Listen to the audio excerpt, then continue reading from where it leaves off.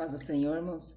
Vamos continuar a nossa leitura bíblica diária, iniciando hoje o livro de Esther, capítulos 1, 2, 3 e 4. Amém? Pegue tua Bíblia e acompanha comigo lá. Capítulo 1, versículo 1 em diante. Vamos lá? Foi no tempo em que Xerxes era rei da Pérsia. A capital era Suzã. O reino se dividia em 127 províncias, que iam desde a Índia até a Etiópia. No terceiro ano do seu reinado, o rei deu um banquete para todos os seus oficiais e servidores. Estavam presentes também os chefes dos exércitos da Pérsia e da Média, os servidores e a gente da nobreza das províncias.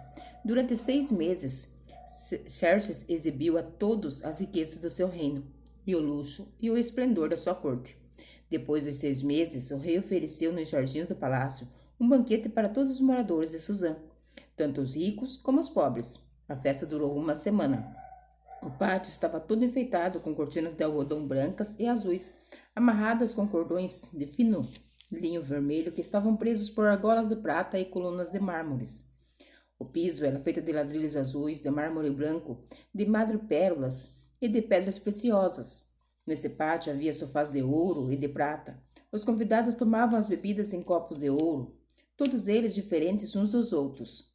E o rei mandou que o seu vinho fosse servido à vontade. Todos podiam beber o quanto quisessem. O rei havia ordenado aos seus empregados do palácio que servissem a todos os hóspedes quanto vinho eles quisessem. A rainha Vasti também ofereceu no Palácio Real um banquete para todas as mulheres dos convidados. No 7º dia de banquetes, o rei já havia bebido bastante vinho e estava muito alegre. Aí ele mandou chamar os 7 eunucos, que eram os seus servidores particulares. Eles se chamavam Meumã, Bista, Arbona, Bigtá, Abacta, Zitar e Carcas.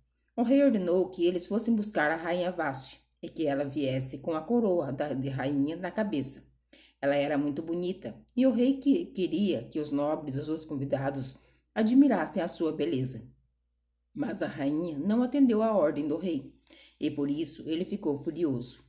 Antes de tomar qualquer decisão, o rei consultava os entendidos em questões de leis e de costumes. Portanto, mandou chamar os conselheiros, em que ele tinha mais confiança, isto é, Carzena, Setar, Ademata, Tarsis, Meres, Marzena e Memucã.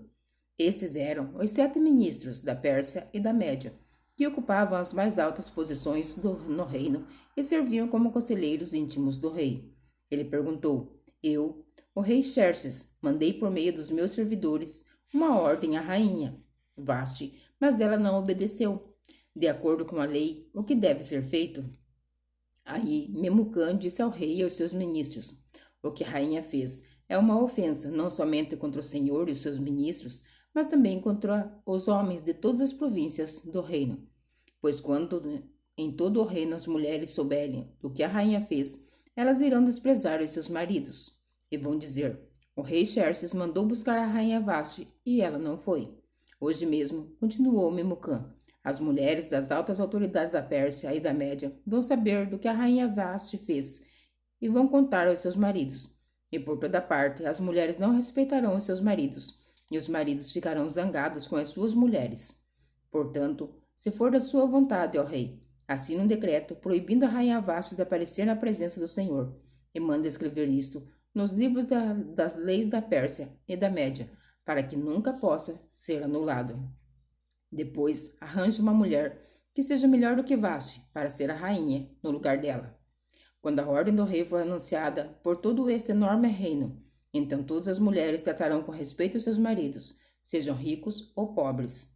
O rei e os seus ministros gostaram da ideia e ele fez o que Memucã tinha sugerido. Ele enviou cartas a todas as províncias do reino, cada carta na língua e na escrita de cada província e de cada povo, mandando que todo marido fosse chefe da sua casa e que tivesse sempre a última palavra. Capítulo 2.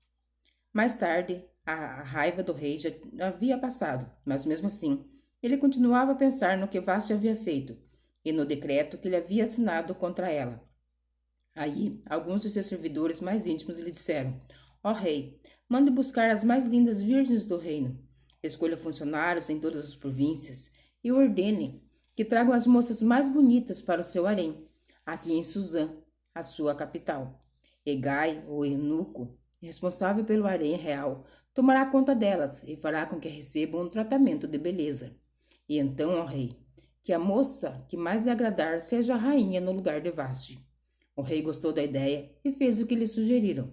Em Suzã morava um judeu chamado Mordecai, filho de Jair e descendente de Simei e de Quis, da tribo de Benjamim.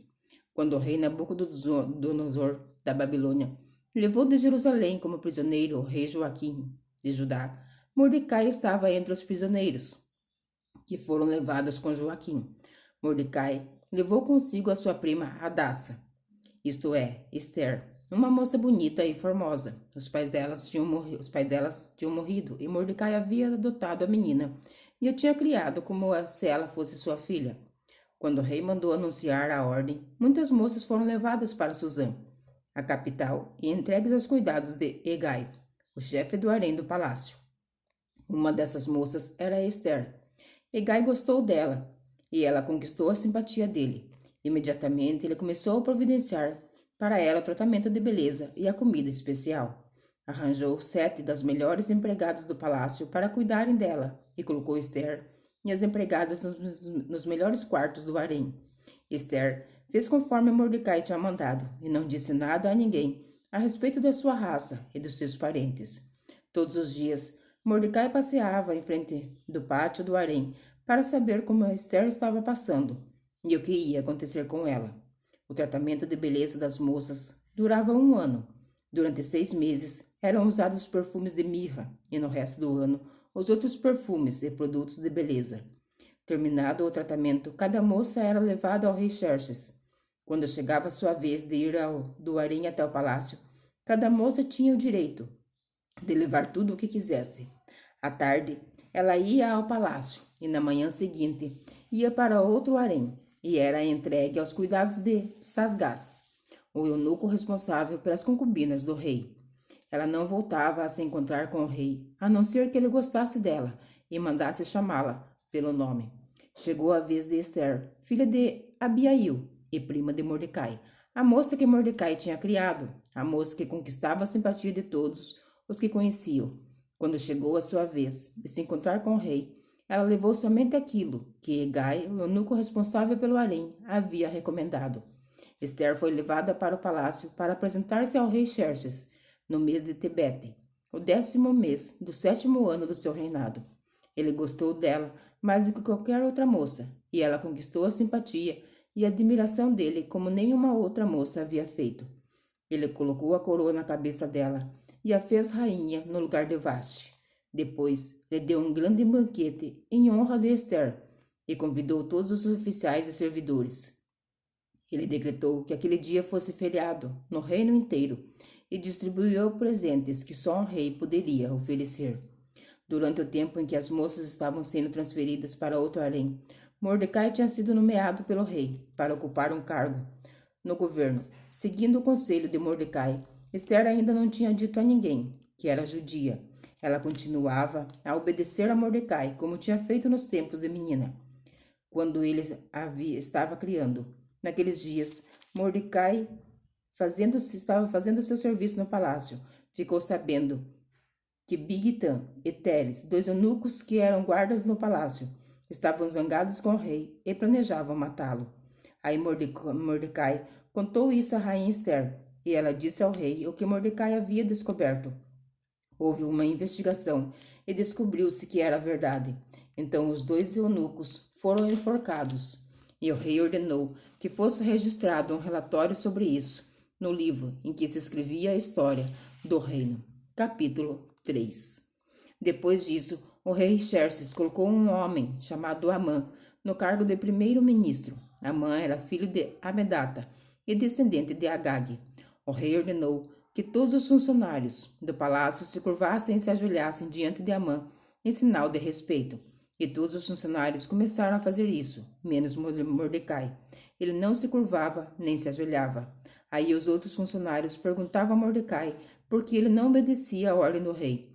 Todos os dias eles insistiam com ele para que obedecessem, mas não adiantava. Ele explicava que não obedecia porque era judeu. Então eles foram contar isso a Amã para ver se Mordecai continuaria a desobedecer à ordem do rei. Amã ficou furioso quando viu que Mordecai não se ajoelhava em honra dele. E quando lhe disseram que Mordecai era judeu, Amã achou que não bastava somente matar Mordecai. Ele fez planos para matar todos os judeus que havia no reino de Xerxes. No ano 12, no reinado de Xerxes, no primeiro mês, no mês de Nissan, Amã ordenou que tirassem a sorte. Chamava-se isso de Purim, para decidir o dia e o mês em que os judeus seriam mortos, pois foi sorteado o dia 13 do 12º mês, o mês de Adar. Amã foi e disse ao rei: Por todas as províncias do reino está espalhado um povo que segue leis diferentes das leis dos outros povos. O pior, ó rei, é que eles não obedecem às suas ordens, e por isso não convém que o senhor tolere que eles continuem agindo assim. Se o senhor quiser, assine um decreto ordenando que eles sejam mortos, e eu prometo depositar nos cofres reais 342 mil quilos de prata para pagar as despesas do governo. O rei tirou o seu anel sinete, que servia para carimbar as suas ordens, e o deu a Amã, filho de Amedata, descendente de Agag, o inimigo dos judeus. E o rei lhe disse: Fique com o seu dinheiro e essa gente eu entrego nas suas mãos. Faça com eles o que quiser. No dia 13 do primeiro mês, Amã mandou chamar os secretários do palácio e ditou a ordem. Ele ordenou que fosse traduzida para todas as línguas faladas no reino e que cada tradução seguisse a escrita usada em cada província. A ordem devia ser enviada a todos os representantes do rei, aos governadores das províncias e aos chefes dos vários povos. Ela foi escrita em nome do rei, carimbada com seu anel sinete e levada por mensageiros a todas as províncias do reino. A ordem era matar todos os judeus num dia só, o dia 13 do 12º mês, o mês de Adar. Que todos os judeus fossem mortos sem dó nem piedade, os moços e os velhos, as mulheres e as crianças. E a ordem mandava também que todos os bens dos judeus ficassem para o governo. Em cada província deveria ser feita uma leitura em público dessa ordem, a fim de que quando chegasse o dia marcado todos estivessem prontos. O rei deu a ordem e os mensageiros foram depressa a todas as províncias. E em Suzã, a capital, a ordem foi lida em público. O rei e Amã se assentaram para beber enquanto a confusão se espalhava pela cidade. Capítulo 4. Quando Mordecai soube de tudo isso, rasgou a sua roupa em sinal de tristeza, vestiu uma roupa de pano grosseiro, pôs cinza na cabeça e saiu pela cidade chorando e gritando. Quando chegou à entrada do palácio, ele não entrou, pois quem estivesse vestido daquela maneira não podia entrar. Em todas as províncias, em todos os lugares onde foi lida a ordem do rei, os judeus começaram a chorar em voz alta. Eles se lamentaram, choraram e jejuaram, e muitos deles vestiram roupas feitas de pano grosseiro e se deitaram sobre cinzas. Esther ficou muito aflita quando as suas empregadas e os seus eunucos lhe contaram o que havia acontecido. Ela mandou roupas para Mordecai vestir, mas ele não quis. Então ela mandou chamar Ataque, um dos eunucos do palácio que tinha sido escolhido para atendê-la, e ordenou que ele fosse falar com Mordecai, para saber o que estava acontecendo e qual era a razão de tudo aquilo. Ataque foi procurar Mordecai na praça que havia em frente ao palácio, e Mordecai contou tudo o que tinha acontecido com ele. Disse também a quantia exata que Amã tinha prometido depositar nos cofres do rei como pagamento pela destruição de todos os judeus. Mordecai entregou a Ataque uma cópia do decreto que havia sido lido por toda a cidade de Suzã, ordenando que os judeus fossem mortos. E Mordecai pediu a Ataque que levasse a cópia a Esther e explicasse tudo direito, e pedisse que ela fosse falar com o rei e insistisse que ele tivesse piedade do povo dele.